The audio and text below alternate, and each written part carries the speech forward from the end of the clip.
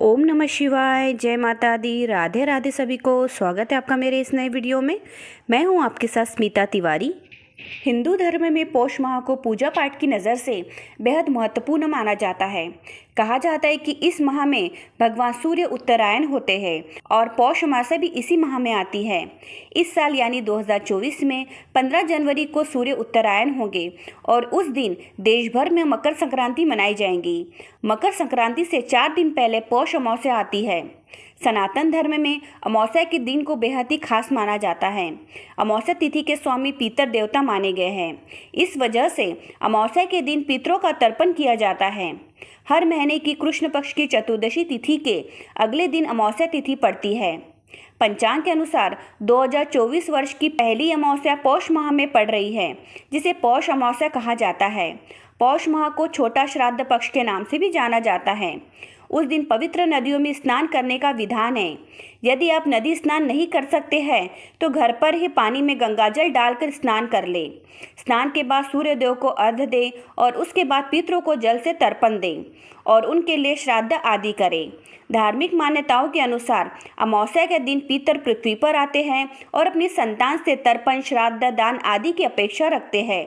यदि आपके पितर नाराज है तो आपको पौष अमावस्या के दिन तर्पण, श्राद्ध, पिंडदान आदि जैसे कार्य करने चाहिए। तो आइए जानते हैं इस वीडियो में कि आने वाली पौष अमावस्या की तिथि क्या रहने वाली है, उस दिन स्नान दान का शुभ मुहूर्त क्या रहने वाला है, श्राद्ध करने का शुभ मुहूर्त क्या रहेगा, साथ ही पौष अमावस्या का महत्व क्या होता है, स्नान दान का महत्व क्या रहता है, पौष अमावस्या की पूजा की विधि क्या रहती है और पौष अमावस्या के दिन हमें कौन से उपाय करने चाहिए जिससे हमें शुभ फलों की प्राप्ति होगी। यह सारी जानकारी इस वीडियो में जानेंगे, तो वीडियो को लास्ट तक जरूर देखिएगा। वीडियो को स्किप करके बिल्कुल भी मत देखिएगा और जो भी हमारे चैनल पर नए हैं, पहली बार आए तो चैनल को सब्सक्राइब कर लीजिए और वीडियो को लाइक भी कर लीजिए और कमेंट्स बॉक्स में ओम नमः शिवाय जरूर लिख दीजिए। तो चलिए वीडियो की शुरुआत करते हैं। तो सबसे पहले पौष अमावस्या की तिथि जान लेते हैं। वैदिक पंचांग के अनुसार इस साल पौष अमावस्या की तिथि का प्रारंभ 10 जनवरी बुधवार को रात 8:10 से हो रहा है। इसका समापन 11 जनवरी गुरुवार को शाम 5:26 पर होगा। उदया तिथि यानी सूर्योदय के समय के आधार पर पौष अमावस्या 11 जनवरी को मनाई जाएंगी। तो चलिए अब स्नान दान का शुभ मुहूर्त जानते हैं। 11 जनवरी को पौष अमावस्या का स्नान और दान ब्रह्म मुहूर्त से प्रारंभ हो जाएगा। उस दिन ब्रह्म मुहूर्त सुबह 5:57 से सुबह 6:21 तक है।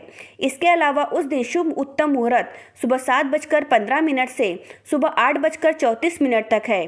ब्रह्म मुहूर्त से सुबह 8:34 तक आप पौष अमावस्या का स्नान दान कर सकते हैं।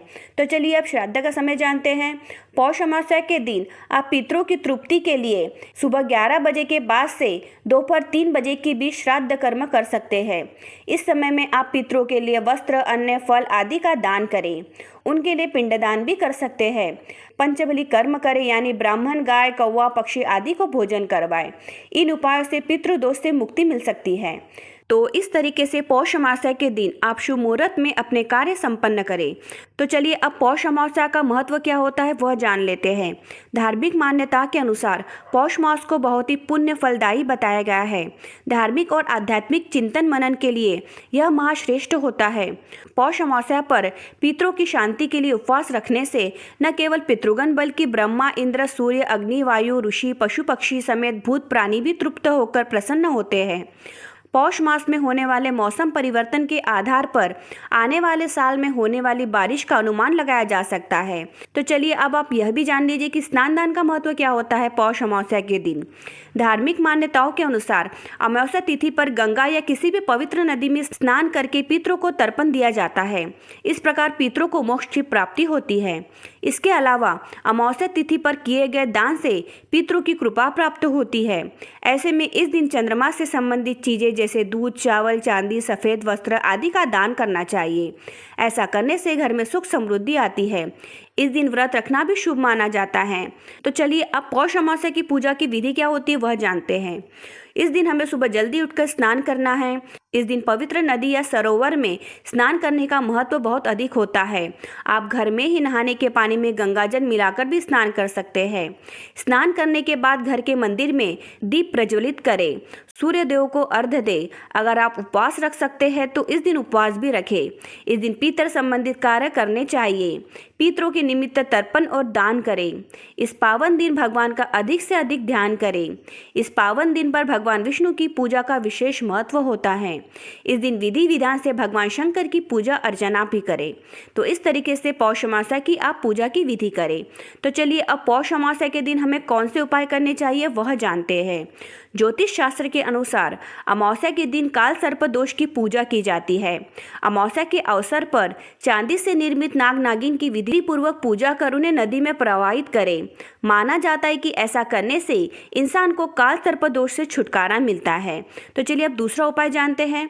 काल सर्प दोष, शनि दोष, पितृदोष से मुक्ति पाने के लिए पौष अमावस्या के दिन पानी में चीनी या गुड़ मिलाकर पीपल के पेड़ पर चढ़ाएं और साथ ही पेड़ के नीचे दीपक भी जलाएं। ऐसा करने से समस्त दोष खत्म हो जाते हैं। तो यही वो 2 उपाय जो आपको पौष अमावस्या के दिन करने हैं।